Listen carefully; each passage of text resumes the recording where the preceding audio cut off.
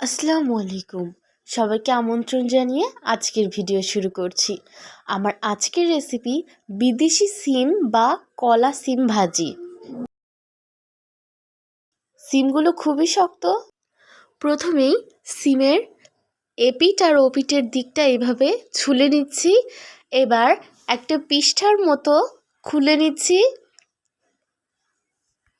বই খাতা যেভাবে আমরা খুলি এইভাবে খুলে এর বিচিগুলো ফেলে দিয়ে টুকরো টুকরো করে কেটে নেব, কারণ এগুলো খুবই শক্ত হয়, তাই এইভাবে টুকরো করে নেব।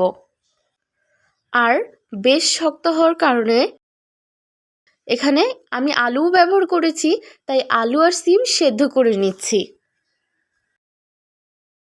পর্যাপ্ত পরিমাণে লবণ আর পানি দিয়ে ঢাকনা দিয়ে সেদ্ধ করে নিচ্ছি। এবার একটা কড়াইতে তেল দিয়ে দিচ্ছি। আমি এখানে সরিষার তেল ব্যবহার করেছি। এর মধ্যে পেঁয়াজ, মরিচ আর রসুন ভালোভাবে ভেজে নিচ্ছি কিছুক্ষণ। এর মধ্যে স্বাদমতো লবণ দিয়ে ভালোভাবে ভেজে নিচ্ছি।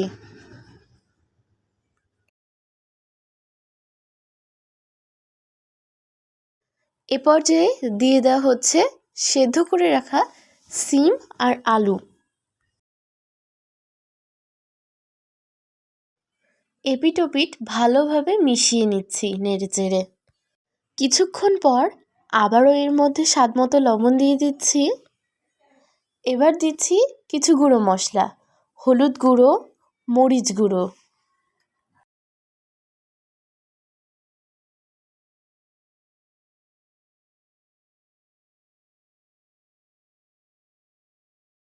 এগুলো দিয়ে ভালোভাবে মিশিয়ে নিচ্ছি। এই রান্নাটা দুইভাবে করা যায়। এক হলো সিম সেদ্ধ করে, আর এক হলো সিম না সেদ্ধ করে। সিম না সেদ্ধ করে রান্না করলে বেশ সময় লাগবে রান্না করতে, আর যদি সিম সেদ্ধ করে রান্না করা হয় তাহলে অল্প সময় রান্নাটা হয়ে যাবে। ব্যাস তৈরি হয়ে গেল সিম ভাজি, বিদেশি বা কলা সিম ভাজি। পরিশেষে কিন্তু ধনিয়া পাতাও ছড়িয়ে দেওয়া হয়েছে।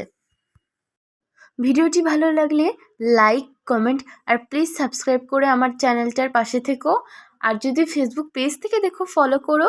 সবাই ভালো থাকবে। আল্লাহ হাফেজ।